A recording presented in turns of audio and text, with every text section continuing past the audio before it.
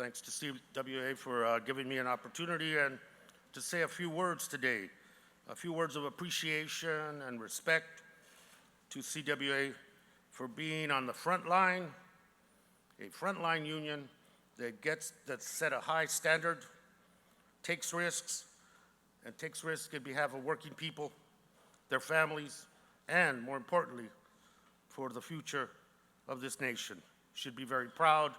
Those of us that work with you, admire you, respect you, and I wanted to extend our sincere appreciation for the work that you do every day, day in, day out, and for being a forthright leader in the union movement, and more importantly, in making the fundamental change that this country is going to need going forward for our kids, our grandkids, and for the families that CWA represents.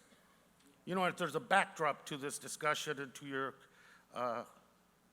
conference today, that backdrop is the terror, the tragedy, the abject horror and sorrow from Orlando. It's with us. The deadly crucible of hate and terror on display, on full display. On display as well, we shouldn't forget, on display as well is the compassion and the resolve of the American people. Not cowered by hate, but renewed in our faith in a free, open, tolerant, and yes, a secure and safe community for all of us. Not the narcissistic babbling of the Republican presidential nominee who uses this shared agony of Orlando to fuel his narrative of hate and division in an effort to bargain for votes. How petty, how small, how dangerous. The defeat of Donald Trump is a unity bond that we can all unequivocally agree to.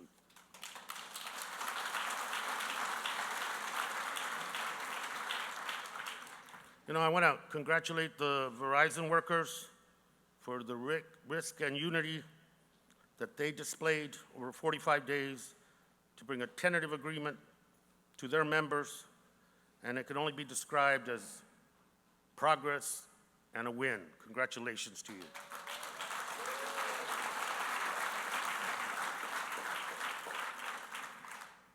We have priorities going into this year and the years to follow. Certainly, I think it is a priority for all of us during the lame duck session that TPP be defeated and that it not move any further.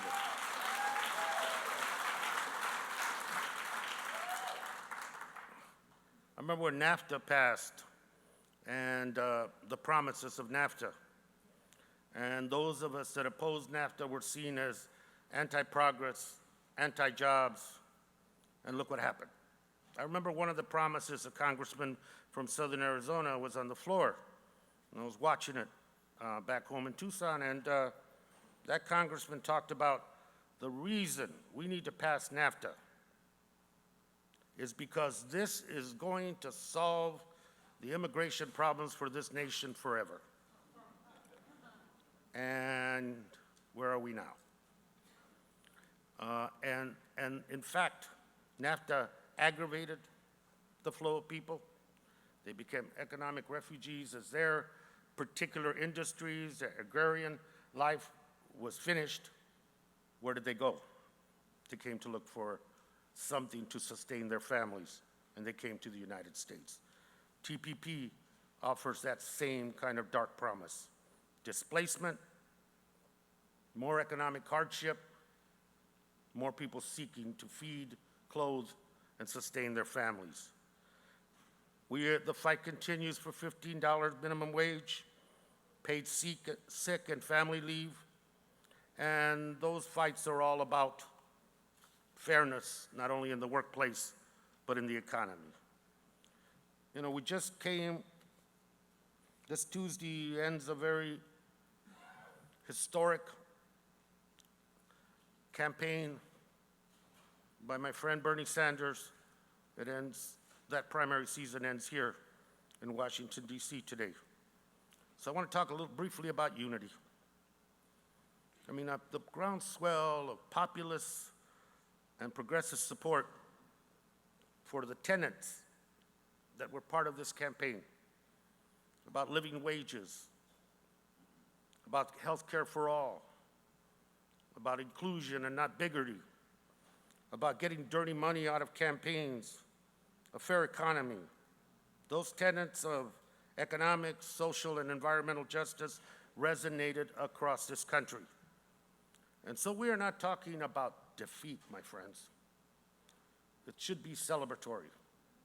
We have to pause and see where we came from, where we're at right now, and what influence you have in shaping what our party says and does, and making sure that what is said gets done.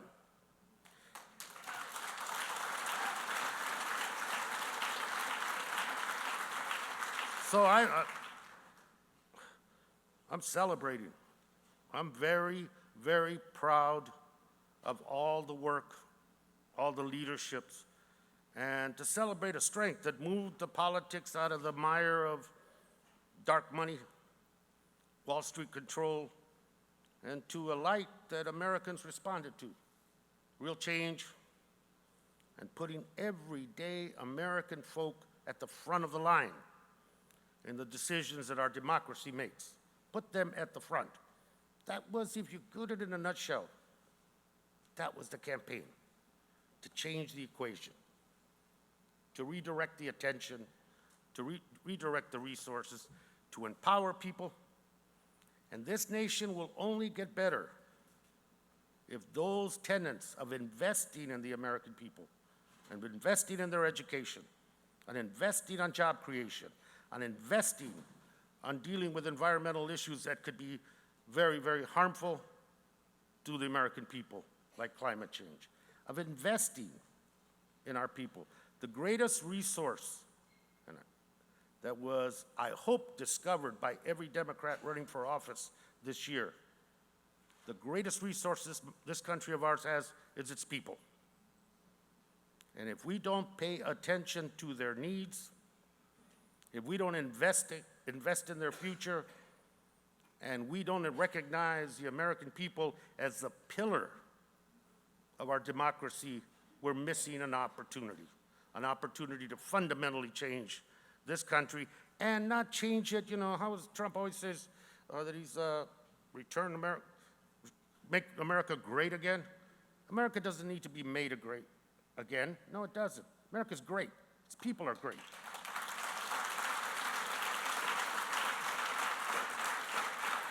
What we have to do in America is right the ship so that it is focused on the American people and not on the tiny percentage of power and influence that have been making these decisions for us for many, many years. That's the story of that. And I'm for unity. I'm going to work as hard as I can to defeat Donald Trump. I will work as hard as I can in the convention to make sure that the tenets that I mentioned are part and parcel of the message. I will make sure that 45% of the delegates at that convention get the respect, the attention, and are fully integrated into how that convention functions and how it functions after that.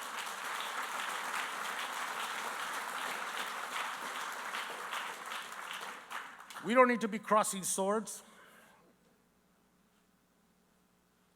I support our nominee, but I support a message that has to be part of how we go forward. The core of who we are as a party and the core of who we are as a people is in how we go forward. And I will work toward those ends, just as you have done. So I don't go to that convention head bowed, repentant. Not at all.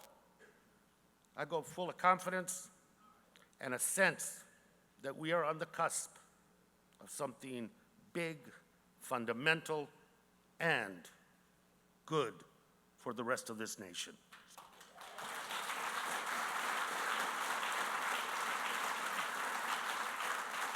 I I grew up, my dad was worked construction back home in Tucson. He was a member of the labor's local till he retired, about 20 plus years. And some of the unions hadn't quite turned the corner yet, so he would take me to the union meetings. I think it was once a month, or depending on what's going on, once every 2 weeks, so that I could translate the English presentation for him and some of his buddies about what was going on. And with all due respect, some of the most boring meetings I've ever been to in my life. The treasurer's report, my God. And a business manager never said anything, but anyway.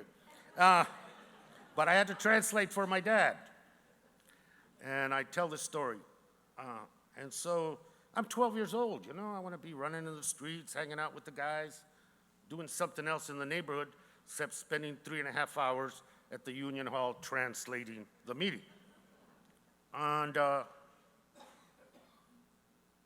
being a first-generation American, one of the things my dad, after I went to school, is that once I mastered English, I was perpetually volunteered for translation services all over the place. But this was, so we're driving back, my dad's pickup, and I go, you know, Pops, tell him, why do I have to come to these things? You know, they're boring. I want to be doing something else. I whining all the way home. And then my dad said something. My dad didn't, you know, he wasn't a big verbal guy. I think I got that from my mom. He said, you know what, mijo? Let me tell you why the union's important. Because at work, when I go to work on the site, they work us like dogs. And it's hard work, but they work us like dogs. But with the union, at the end of the day, they have to treat me with respect and as a man. And I will never forget that. Because to him, what the union meant to him was that it gave him value in this society of ours.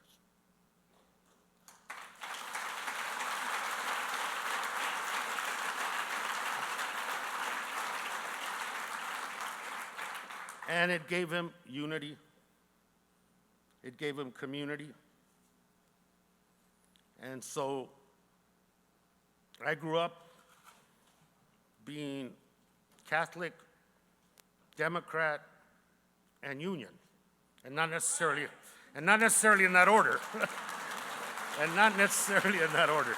And so when we go forward, I think you should do so with a confidence. And CWA has certainly earned the right to be confident, unbowed, and certainly unrepentant.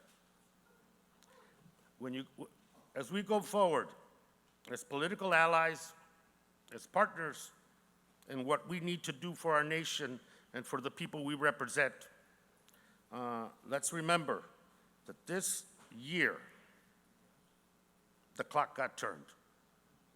This year, the genie came out of the bottle.